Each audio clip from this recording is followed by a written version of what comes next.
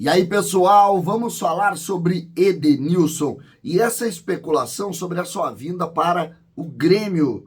O ex-jogador do Inter já foi citado algumas vezes. Nós vamos contar que a gente sabe também alguns bastidores de algo que aconteceu alguns meses atrás.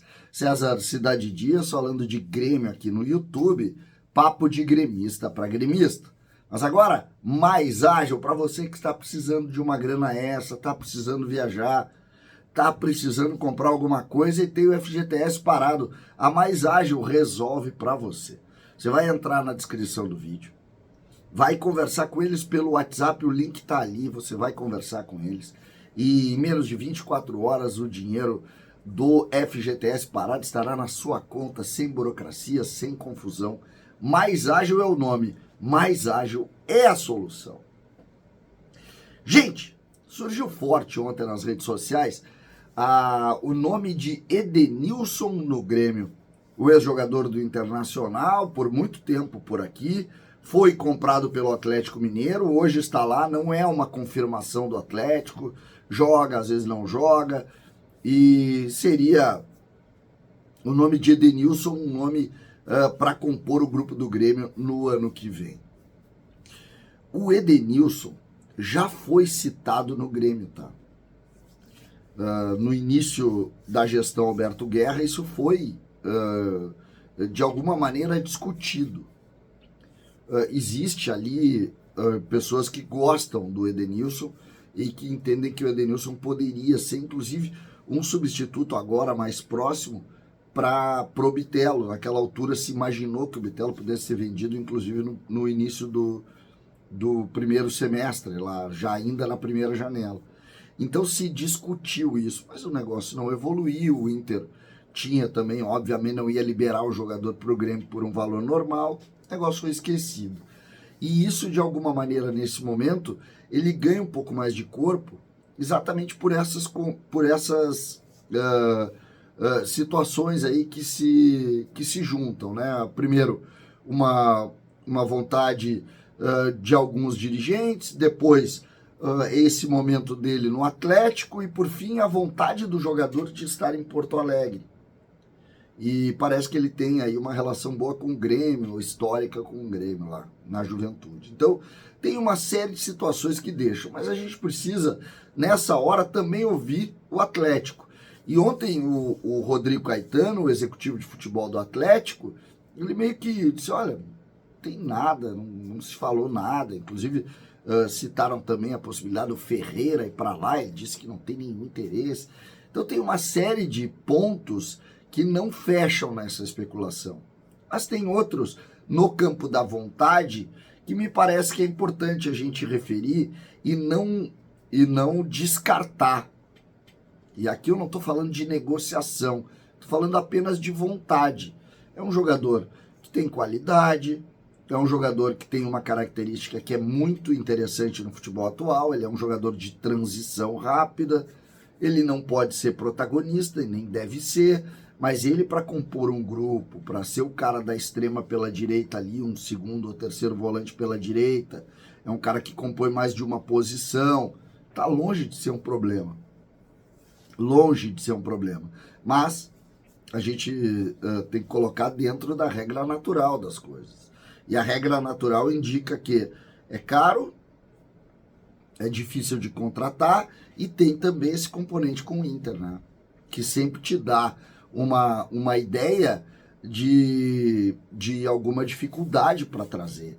Porque, claro, tem mais tensão, tem mais dificuldade. Será que o Grêmio compraria isso? Será que o jogador teria interesse de voltar para um ambiente que ele foi tão atacado aqui?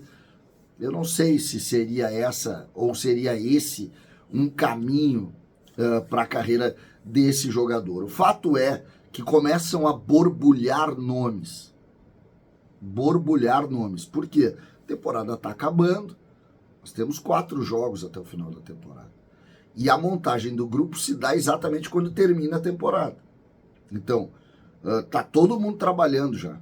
Todo mundo está trabalhando. Então é natural que a gente comece a ver o surgimento de nomes. Hoje já tem outros nomes lá, nomes que a gente já falou, o Daverson, o atacante lá do Cuiabá. Os nomes estão começando a borbulhar, estão começando a ser criados. E aí, nós temos que entender quais são as carências do Grêmio. A posição do Edenilson é uma carência. Isso nós temos que imaginar. O Grêmio tem os 2 volantes, mas o Grêmio não tem mais o cara de transição rápida, que era o que o Bitelo fazia. Nós temos que saber, por exemplo, qual é esse conceito. Me parece que dentro dessa linha e dos nomes que estão sendo sugeridos, que o Renato já está garantido para a próxima temporada. Esses nomes, por exemplo, que começam a surgir, são nomes da aprovação dele. Então, esse processo de renovação me parece que está completamente encaminhado, com o Renato Portaluppi permanecendo e dando a diretriz do time. E aí nós sabemos como ele gosta de jogar. Ele gosta de jogar nesse 4-2-3-1, com esse terceiro homem de meio aberto pela direita, fechando por dentro, como o Ramiro fazia, e dando pro cara da esquerda a amplitude, um lateral que chega mais forte. Então o Edenilson se enquadraria nesse modelo, ele sendo esse terceiro. Aí tu vai ter lá, escolhe o Vijaçante, o PP, e lá o Edenilson, que fecha para dentro, monta uma linha de 3, compõe atrás, chega na frente. Aí tu tem um meia mais articulador, que no caso de hoje é o Cristaldo, e lá na esquerda lá tu vai ter lá o Ferreira, o Bessósio, o Nathan Fernandes, o nome que tu quiser, e aí um centroavante, que se for o Soares, ótimo. Se não for o Soares, o Grêmio tem que buscar alguém muito forte para essa posição, porque a gente viu que nessa temporada o centroavante salvou o ano em cima exatamente das dificuldades que o Grêmio teve. No ano que vem nós vamos ter algumas situações melhores, como a adaptação do João Pedro Galvão, a adaptação definitiva do Cristaldo, do próprio Carbajo. Isso nós vamos ter. Então os jogadores vão evoluir em relação a essa temporada. Mas essa posição realmente é uma posição...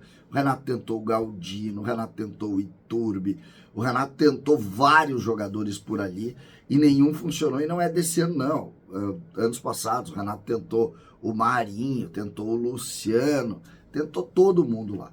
Todo mundo lá. Nenhum jogador fez o que o Ramiro fazia.